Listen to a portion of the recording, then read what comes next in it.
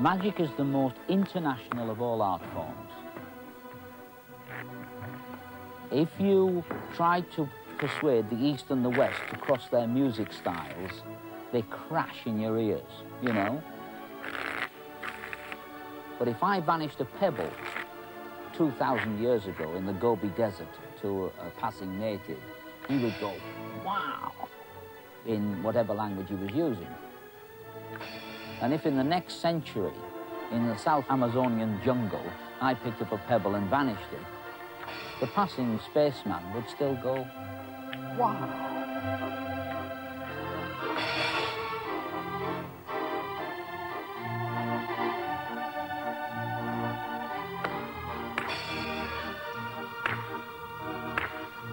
So it is truly the most international and timeless art form, and therefore it will always be.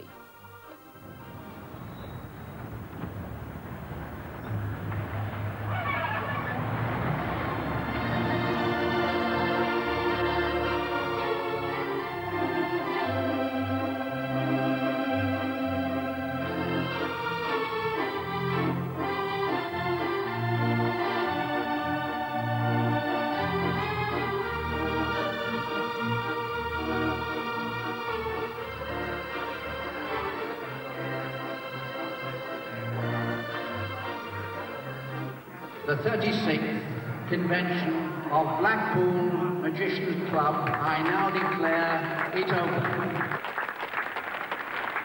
Every year, Blackpool plays host to hundreds of magicians from home and abroad.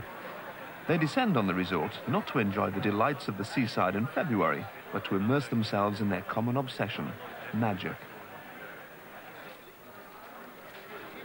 The world's largest one-day convention is a showcase for what's new and a market for magical gadgets. Do you want to see some magic performance? The name given to the London-based group, the Magic Circle, might give the impression that it's the only one. But in reality, there are many circles up and down the country. The people who join them, of completely different backgrounds, ages and occupations, share one interest: magic. The great thing about a convention like this is to meet old friends from all over the country, you know. Magicians that I haven't seen for years, some of them. Chase the lemon, see if you can find out where the lemon disappeared to. Nola, please, Maestro. Thank you.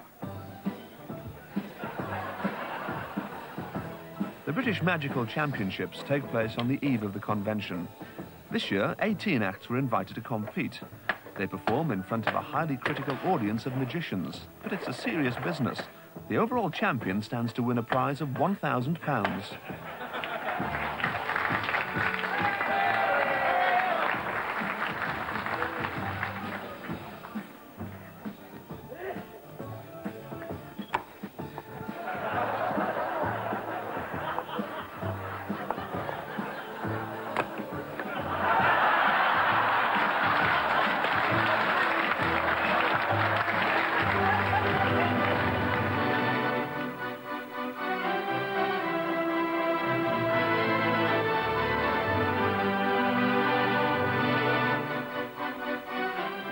The enthusiasm of Blackpool is echoed in disparate groups all over Britain.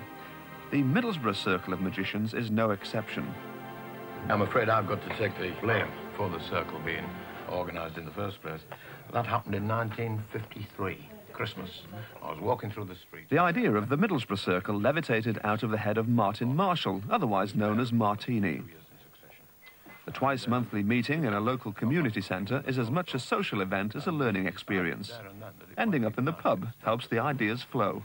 From that time on, the circle just progressed in leaps and bounds and went on, you know. Unlike the circle in London, Middlesbrough has always opened its doors to women. Hand this over to you, Dennis. Sheila McTurnan was last year's joint president, and she hands over to Dennis Templar, an interior furnishing salesman from Stockton, when he's not mind-reading. It's all very democratic. Each president can only remain at the helm for 1 year. A number of highly successful professional magicians cut their teeth in the Middlesbrough Circle. N.E. Daniels, better known now as Paul Daniels, is the circle's most famous son. Like everyone else, he too had to promise not to divulge any magical secrets to the uninitiated, although bona fide members obviously share new techniques. Go around like that, snap my fingers and the first coin jumps up in the air. flies round the room at breakneck speed and lands under... No, it's landed, Alan. Lands under that card there. Incredible, isn't it? Look, I'll show you that it's definitely gone. Don't touch, Alan. I'm the magician this time. Brilliant, isn't it? Well, we have 3 chess pieces, and I want you to select any colour chess piece you like. Well, I'm partial to red, so I'll go with the red one. Right, now we have 3 little blocks of wood. Middle for diddle. We'll go for the middle one. Now, would you like to change your mind with your little block of wood? No, once I've made my mind up, I'll Right. stick with it, yes. Well, are you surprised to know that you have actually chosen the correct match? Now I'm surprised. You're the two. Yeah. Quite nice, Excellent. isn't it? Yes. How do you do it? Nice little colours. How do you do it? Don't tell us, don't No, tell I us. won't. They're far better than most circles. In those days, unbelievably, I was young, and I just thought they were all fantastic, you see. Paul Daniels joined us about 3 or 4 years after we started. His potential was recognisable right from the start. In the beginning, of course, it was the place that frightened me the most when I went for the audition, and they kept me waiting a month to say, you know, to let me know I was good enough.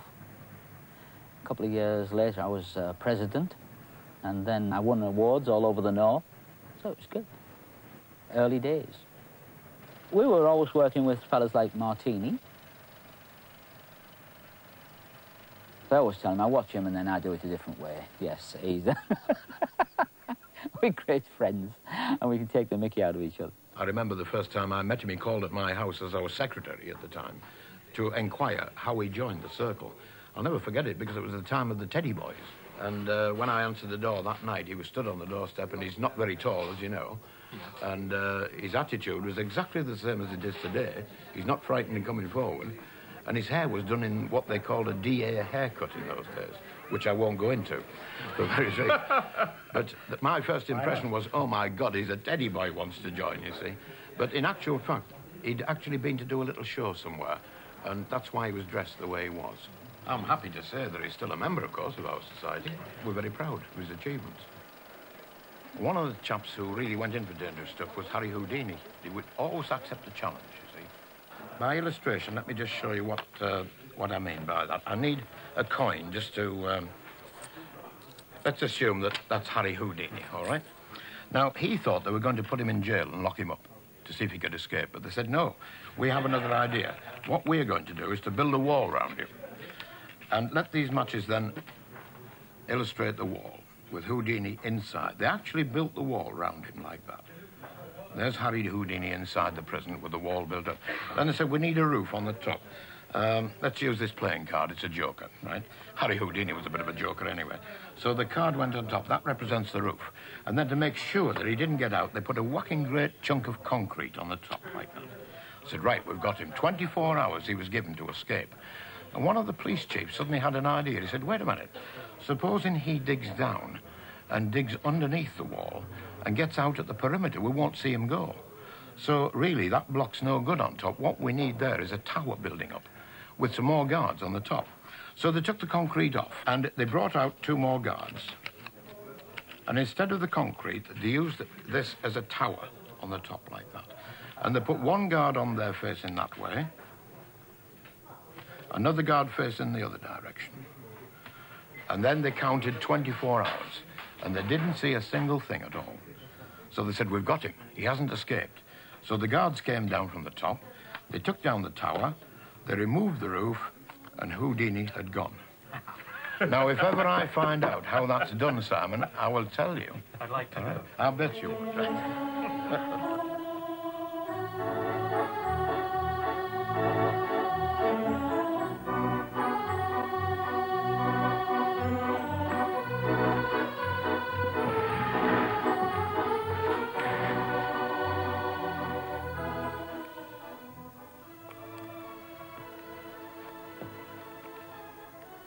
I started off doing magic for friends and family.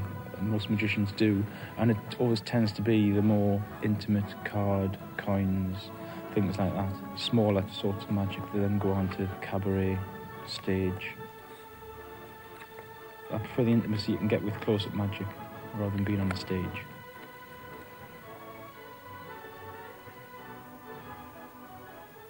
I work in nightclubs, hotels, restaurants, places where you're going to get the younger people in who wouldn't normally go to a theatre to see a magician, maybe.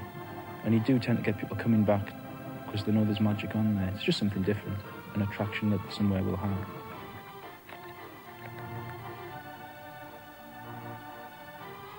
Over the years that we've existed, 6 of our members have actually turned full professional and are earning their living these days by performing magic.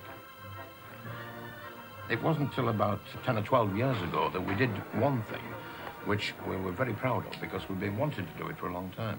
We started what we now call a preparatory group. Originally it was called a youth section because we wanted to bring young people into magic and help them to progress and not come up against the pitfalls that we'd done when we were young because there was nobody to help us, you see. And I'm happy to say that after all these years now, that has really succeeded. Good evening, gentlemen. Our first performer tonight is Mr. Jim Eden. Thank you, gentlemen. What I'd like to do for you tonight is perform one of the magician's classics, which is the die box. The more experienced members of the circle take the training very seriously. They regularly judge the performance and technique of the apprentice magicians. We have just an ordinary box with 4 doors. Now, in this side, we have a dice, which we will take out. Now, for the time being, we'll just pop it inside the hat. Jim, what is an ordinary box? It's a nice fancy box, but you said an ordinary box. I mean, all boxes are ordinary in that sense. You can call it a fancy box. So we'll close it up. Now, the object of the exercise is to make that die travel from the hat, invisibly, of course, into the box again. Ready? Up! There it is. Somebody's seen it. I heard that. And then, did you see that box wobble a little bit as it went in? Yes, it's gone from underneath the hat. So it's back in the box, as you say. The difficult bit, as you'll all appreciate, is... I'm going to try it, nevertheless, madam, just for you.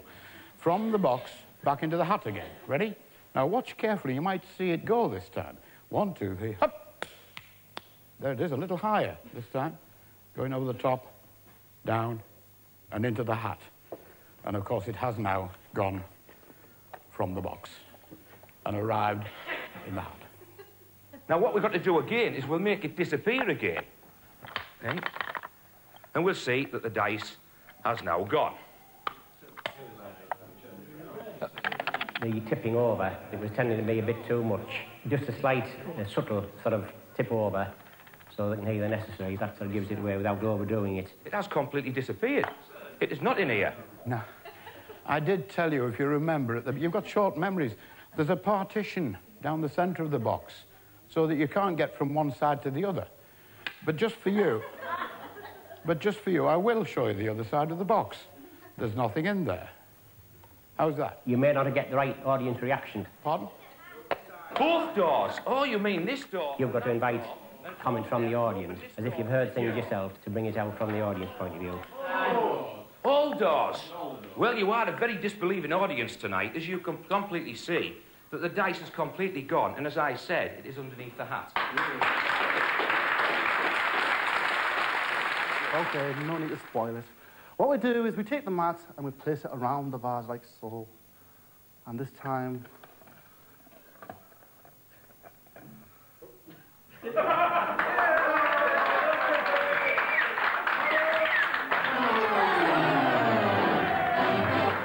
Good afternoon, ladies and gentlemen. As you've already heard, my name is indeed Kevin Reay, and this afternoon I thought I'd begin by showing you all a little effect with a deck of playing cards. Now I know it's possible to cheat at cards. The Middlesbrough Circle was very important in my development. They're by far the best magical society I've come across in the country. They really do teach you presentation, various technical aspects of magic. Now, how would you cheat if somebody else cut and shuffled? I said I'd have to keep cards for myself before we started. The preparatory group, that's an excellent idea. I used to go along and perform there to get the experience, constructive criticism that was given, and I found it an immense help indeed. Well, you did actually have to handle all the cards in order to do that. Would it be possible to cheat if somebody else actually handled the cards all the time? You can do close-up with a pack of cards and a couple of coins. Your outlay is very minimal. Without the cards? without the deck of cards.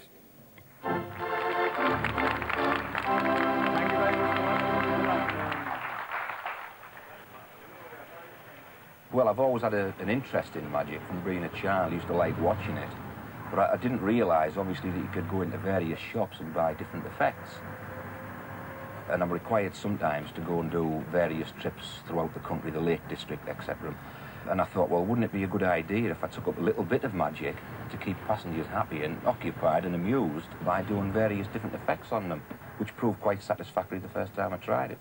And this is where the interest originally developed from. Jimmy. No, Jim, have it open. Oh, sick. Sick. Sick of running round the town. Terrible. Hey, have you seen this one? When I go in the canteen, they ask me, is there any new tricks I can do? They're obviously very interested in it. You know all these roadworks that's going on at the moment? Well, I thought, what a good idea if they issued all the drivers this, because you can carry them in your red bag. And say you come to a traffic jam, a big tailback over the Newport Bridge, and you want to sell the other 226 to turn round, or to go a different way. So you have this arrow, you see, and you flash this arrow around like that, and you say, come off on the next one, come off, keep coming off that way. And the boss said to me, well, that's no good. What happens if you want to come the opposite direction? I said, well, that's easy. You just turn it like that and tell them they can come off in the other direction. So I said, well, that's not much good. What if they can come off either way? Well, you just turn it over again. They can come off in either direction if they wish. Or if you want, they can actually just tell them to come off in the same direction all the way. So he said, well, what if the road's clear? That's when you just simply turn it over like that and just tell them to go straight ahead because the road's clear. It's a good one, though, isn't it? That's self-made. I made it know myself. It's, yeah, it's called the Chinese compass. I get plagued to tell them how it's done, and this, obviously, I don't do. But obviously, you can't move the arrows because they're absolutely solid, like the solid arrows. If you tell anybody how it's done, which you shouldn't, the effect is no longer any good, and you couldn't do it again. Very good. Will you make me one? You know the saying? There are 3 rules in magic, and all others are in vain. The first one is practice, the second one is practice, and the third one is practice again. And you've got to keep doing it until you can do it blindfold. Then you can concentrate on putting everything into the presentation. You want to change your mind? If I had your mind, I'd want to change it. You don't. Right. Get your ring like that, right? And you bang them together twice like that. And then you give them a little rub like that. Right, 1, 2, and a little rub, and you spin. I've done it wrong, haven't you? Come on. I'm teaching you how to do this. It's tap, tap, rub, and you give them a little spin like that. Tap, rub.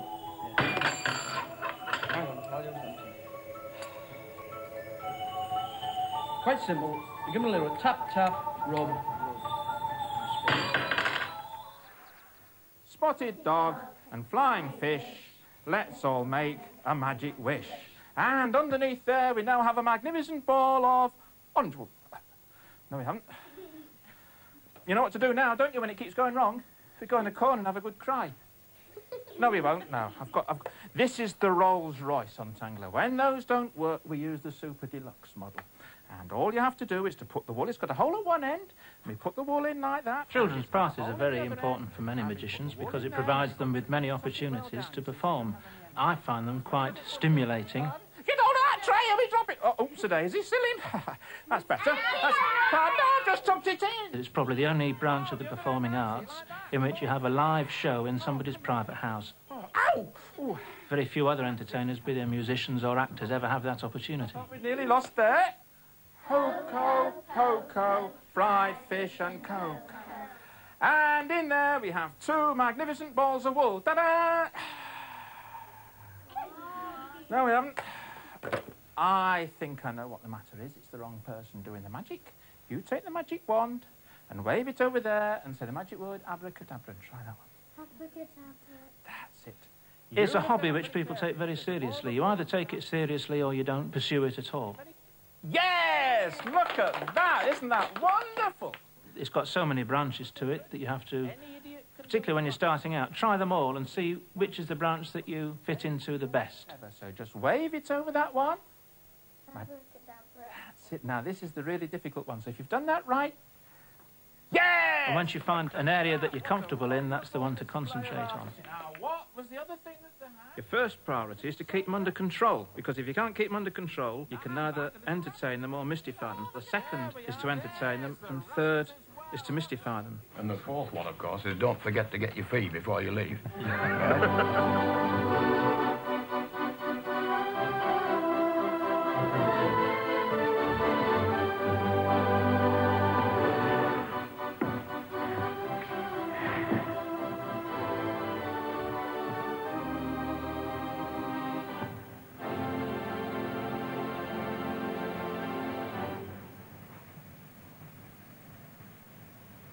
I think as a kid I'd always been fascinated by magicians because they could do the impossible. They could saw people in half, link steel rings. So I think really my first initial interest in magic was to find how the tricks were done. I was always shy as a kid. And so when you showed somebody a trick and they said, hey, that's good, how do you do that? You grew a bit, so it's good for your self-confidence. I think my parents were a little skeptical at first when I started as a professional because my father, being a bank manager, wanted me to go for an occupation, a sort of proper job. And when I said I want to be a magician, he said, no, I need a proper job, son. But once I got started, he was okay with that. I'd be 18 when I turned professional. I'd passed my A-levels, and we had the normal careers interview, which follows your A-levels. And the careers officer said, okay, in an ideal world, you want to find an occupation that you're good at, and that you enjoy doing. I said, okay, I want to be a magician. And once the initial shock was over, they were very helpful. So Brian, who is now desperately wishing he sat somewhere else, if I was to put the ball in the pocket, what is under the cup? Go on, have a guess. What's under the cup? The ball's under the cup. No, it's a tomato. You like a tomato, huh? I'll tell you what, Ian, you're going to love the orange. Because you're a magician, you're self-employed, so there's lots of advice you can get on being a small business. There's lots of grants you can get, such as the Prince Charles Trust, which can give you a grant up to £1,000 to buy equipment, and the Enterprise Allowance, which pays you £40 a week for a year. Luckily, I got both of those grants. Without those grants, I couldn't have got started. I wouldn't be here today. When the ball goes across the jacket pockets, it never does. Always ends up under the cup. But when the ball, Sally, goes across to this pocket, there's nothing under the cup. It's only when the ball goes across to this pocket, the ball... I like mixing with people. Just watching their reactions to magic. Nigel, snap your fingers. You're a magician, Nigel. Is this too fast? Sally, we will slow this right down. Look, if I was to put the ball in the pocket and say to you, what is under the cup, you'd have a 50-50 chance of being right or wrong, because there might be nothing, but there again, there might be the ball. So Sally, who is now desperately wishing she sat somewhere else, if I put the ball in the pocket, I've been unwell, but I'm picking up now. You like that one, huh? I'll keep going, just pick up the ones you like. If I put the ball in the pocket, have a guess, what is under the cup? Nothing. A tomato. No. Look, you like the tomato, huh? Oh, yes, I do, yeah. I'll tell you what, you're going to love the orange. Let me show you something that's a little bit That's the main aim of close magic, so people go home and think, we had a good time, let's go back again. That's what I want, that's what the hotel wants.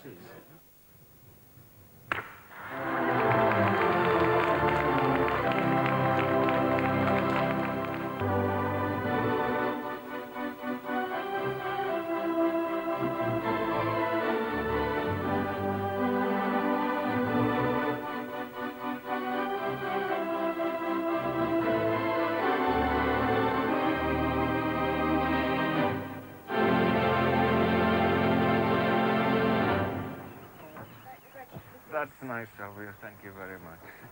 There are only so many mechanical principles available to work tricks from.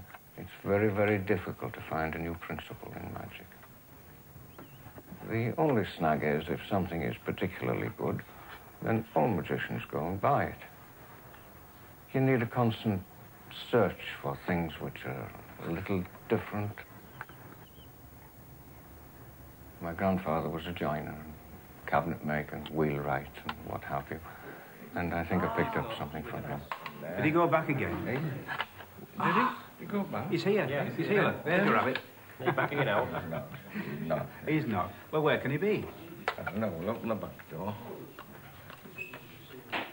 Ah! Here he is. Here he is. He's here. That's very good. Very good trick. I'll show you something. Yeah. Oh, good. This isn't a trick as such.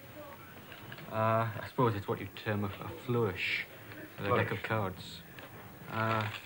That's all there is to it. That's all right. That's brilliant. You would not believe the amount of work that goes into something like that. Do it again. For a matter of seconds. Very good, that is. You could practice that for years, trying to learn it to do it proficiently. Do they ever fall all over the floor, sort of thing, when you practice it? Very rarely when I do it. Why? The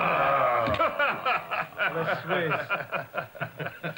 Always take the easiest way out.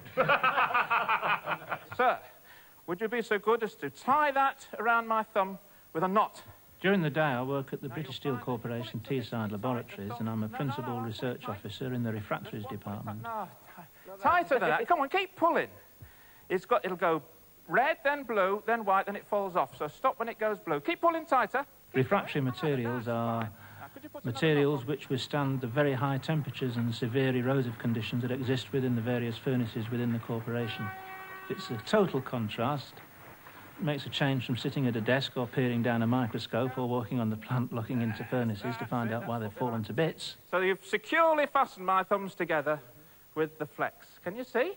The funny thing is that when I give technical lectures to learned societies, it's not unknown for me to put it over more or less like a magic show at times. It's passed completely through the wire. In fact, I was sent on a public speaking course to calm me down. Number 2, that's splendid. Number 3, that's it. And number 4, that's it. And you'll find that the rings are penetrated completely.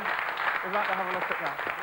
That's it. We'll now try and penetrate this very solid brass rod. Are you ready? 1, 2, 3. That's it. Are you all right? Oh. Okay. Are you all right? Thank you. That's nothing. Thank you. Will you check the knots, sir? See, they're still the same as your tie. The knots are firmly... So. You all right? Yeah, Sir, if you go behind the table, you find a pair of tin snips. Cut through it without cutting through my thumb. You can have accidents, can't you? Oh, yes.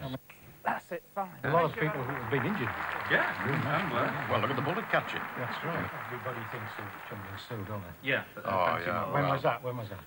Wood Green Empire, 1918. Yes. In front of a packed house. Yeah. When he did the bullet catching as a Chinese magician. Yeah. But other people have been killed since then. Oh, yes. Before. Yes. Afterwards, it was reported that Chung-Ling Soo thought that his wife may have been having an affair with one of the stagehands, and he may have been killed. In other words, it would be murder. We know now, of course, these days, what it was all about. It wasn't murder, it was pure accident. And it was something that Chung-Ling Soo thought would never happen in a million years. And I'm not going to give any secrets away, am I, The most dangerous trick in magic. Catching the bullet in the teeth.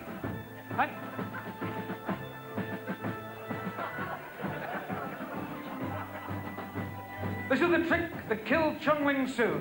And this evening, catching the bullet in the teeth, Dolly Daydream!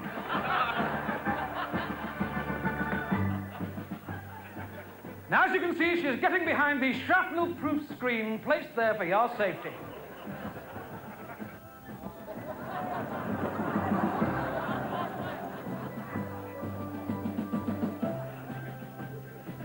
Can we have the bullet, please?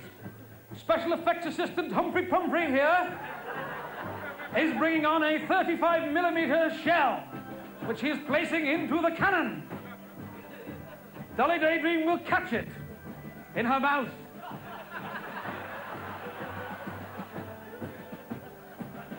Wider, wider!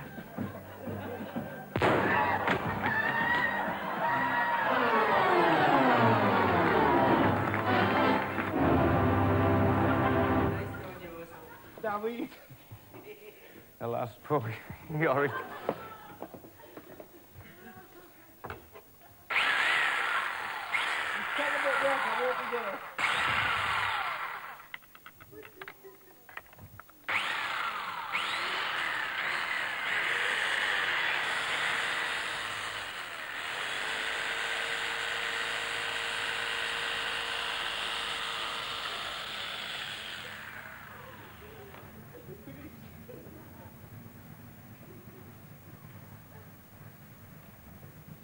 Can you hear me? Nod your head if you... No, don't nod your head. Don't nod your head.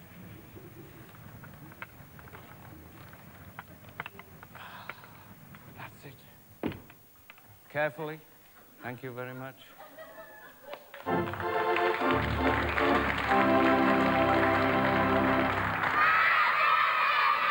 we're going to start the magic. Is everybody here? Yeah? Put your hand up if you're not here. Oh, right. Does everybody know my name? No? That's right, Martin the Magician. Now, I don't know everybody's name here, so what I'm going to do, I'm going to count to 3. And when I count to 3, I want everybody to shout your name out just once after 3. Are you ready? 1, 2, 3. Right, okay, so now I know everybody's name, don't I? Yes? And you know mine. Grab a handful of magic dust. Open your hand. That's ordinary, just throw it away. Grab magic dust. That's it, right. Are you ready? I want you to throw it in, quickly. Throw it in all the way around like that. Quickly throw it in. I wish I had a camera. Oh dear. Right, quickly, all the way around. Put the lid on, Lindsay. Now, we've got to decide what we're going to make. So what sort of toys have you got at home, Lindsay? A what? A computer? Have you? It's a talking one. A talking computer? Yeah, I wish I had one of those. What else have you got? Have you got any cuddly toys? Yeah. What have you got? Have you got a teddy bear? Yeah. Have you? I haven't got a teddy bear.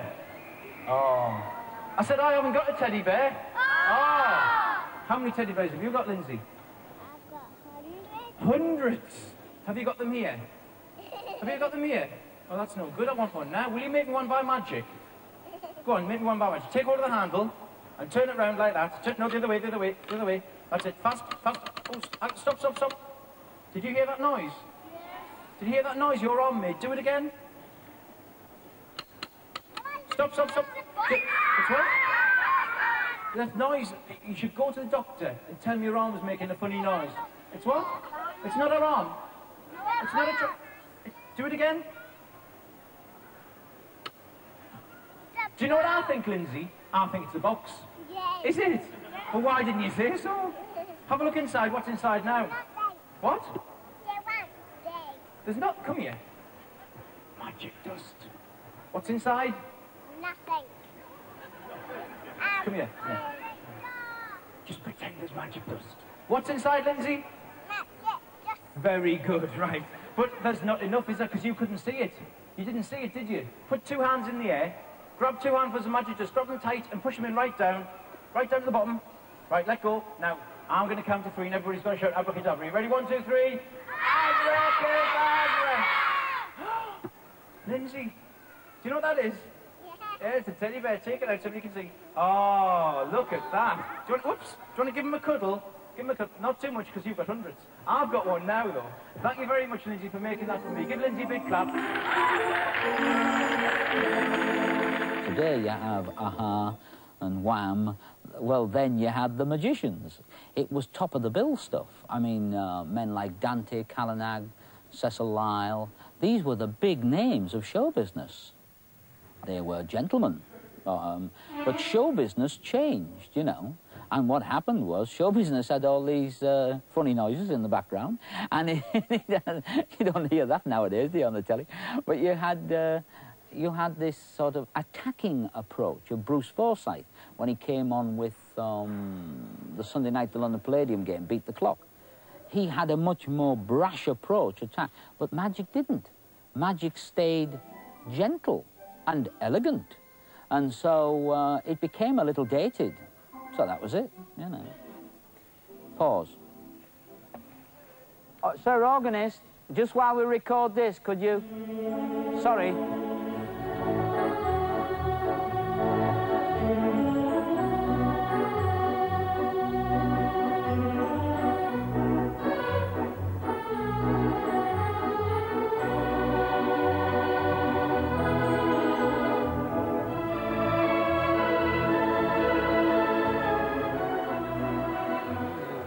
Here we are, in the Horseshoe Bar, the Winter Gardens at Blackpool.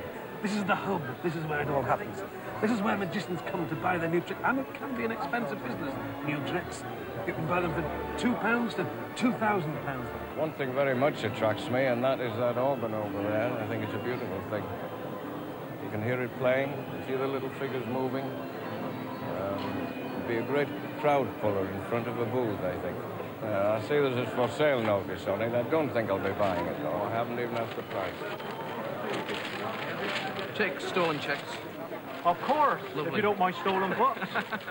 I've been with Cleveland Constabulary for about 3 years nearly now.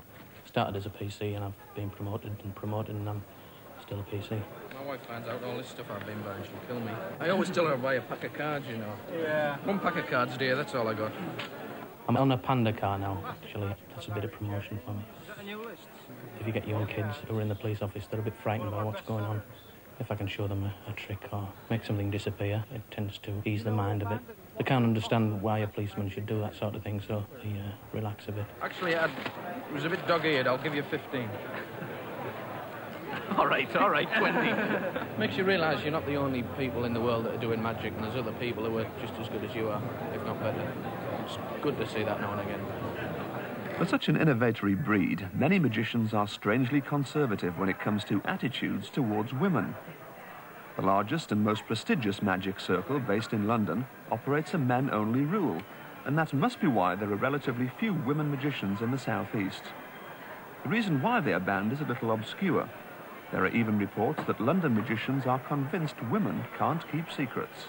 When I was 14, the Magic Circle had a competition that only let boys into it, never let any girls into it.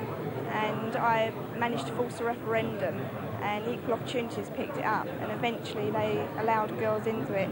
And since I was 18, I've been battling to get into the actual circle. Last year they forced a worldwide referendum, and the votes went worldwide after going to London. And I think it was 56% were against it, 44% were for it. A lot of magicians just think all women are good for being assistants and not to be out there on the front. One particular magician said to me, I don't know why you want to be a magician, all women are good for putting in boxes and sawing in half, and that's about it. I thought, charming. God, no. Put plenty of that on your stink. It's hairspray. Like all needle competitions, magical ones bring on pre-performance nerves. Clive Webb and his team backstage aren't so much interested in transposition or transformation as making the audience laugh. He's only got 10 minutes on stage to prove himself as being worthy of the title British Magician Grand Prix Champion. You've got 10 minutes here, and then a red light comes on, and then you've got 1 minute to finish before they close the tabs. Normally I would do an hour. It's the beginning where normally you would get into telling a few gags and trying to set it up. Well, we've got to get over that to try and get them laughing before we get into the magic, which is that's the difficult part of it.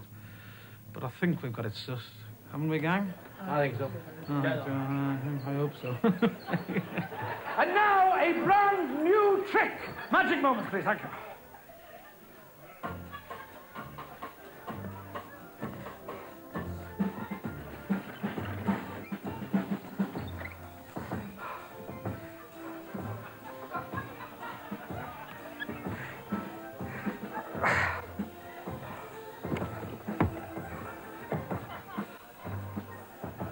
I used magic as a vehicle for comedy. I use it to get laughs, like Bobby Davro would use impressions to get laughs. I use magic to get laughs. A pig!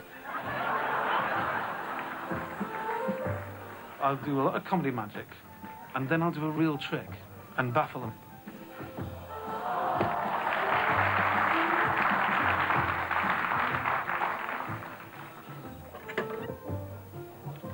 I am going to hypnotize the rabbit.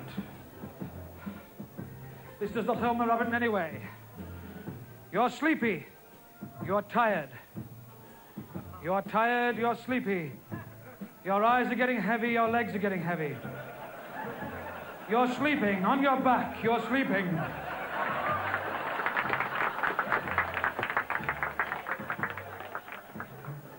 Sleeping, sleeping, sleeping. All the time sleeping. You're sleeping. Wake up!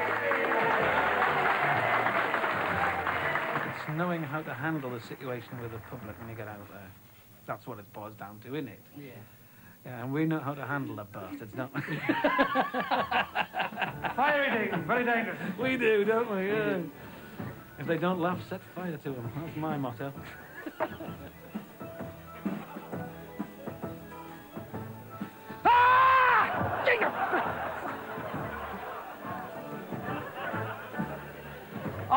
tongue, on the tongue.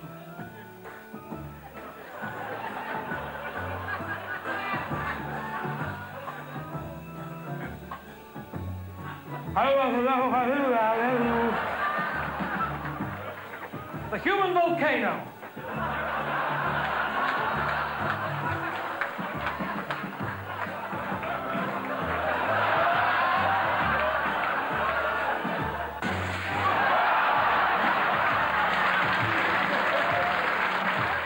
Clive does a funny act. I don't think it's funny magic. It's a funny act. I don't think Tommy Cooper did a funny magic act. There's comedy send-up of magic, and there's comedy magic, in which magic really happens. God bless him, Tommy Cooper was the best at comedy magic. He did about one trick, here you go, like. The disappearing tea set. That's what they love it.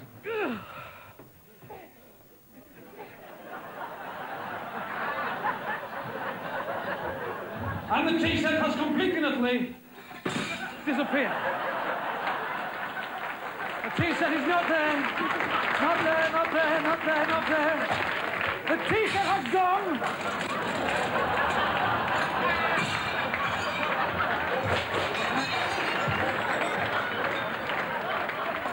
The pigeon in the balloon.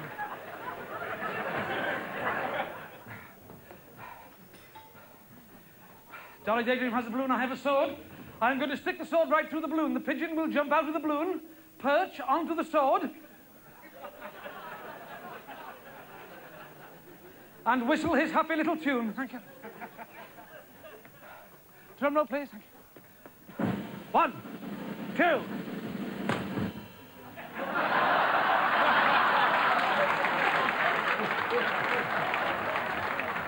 Drum roll, drum roll, drum roll.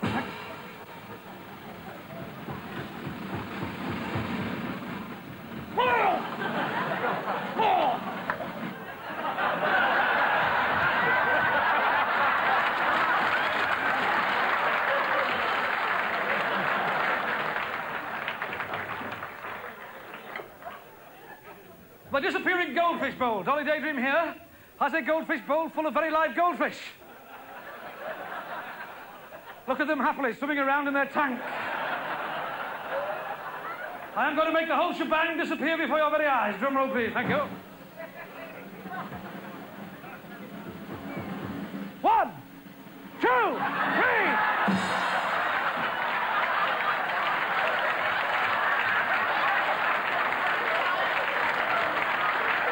I've baffled you, hasn't it, eh? You're baffled, aren't you, eh? There will always be the several faces of magic. You will have the manipulators, you'll have the illusionists, you'll have the close-up boys, you'll have the clowns, and you'll have the geniuses. Modesty prevents me naming the genius. You asked for that, didn't you?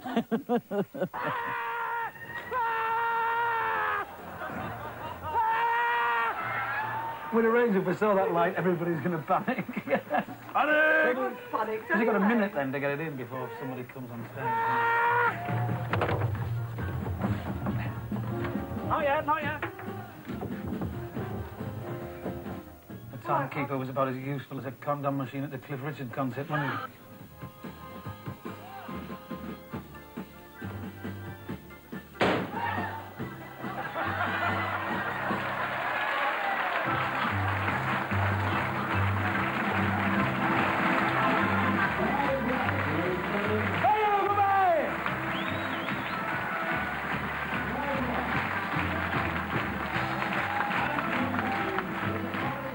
As it turned out, Clive did beat the other acts and was judged this year's British champion, taking away £1,000 in prize money and the acclaim of his peers. The rabbit recovered as well. Some of Mr. Webb's material was slightly off colour, and he closed his act with the ultimate in lavatorial humour. That was the luxury he'd bought. We should have to pay money for a good line like that, wouldn't you? Subtle for that. Because you did I thought, where is he? You want to know where we put the light bulb? Oh. Where's he going back, has he? Hey? Where did you put it? He just threw it. I threw it. I've no idea where the damn thing went. I think it went to somebody's mouth as it happened. Oh. I think the public get a lot of pleasure out of watching, and I don't think audiences like to see magic exposed deliberately.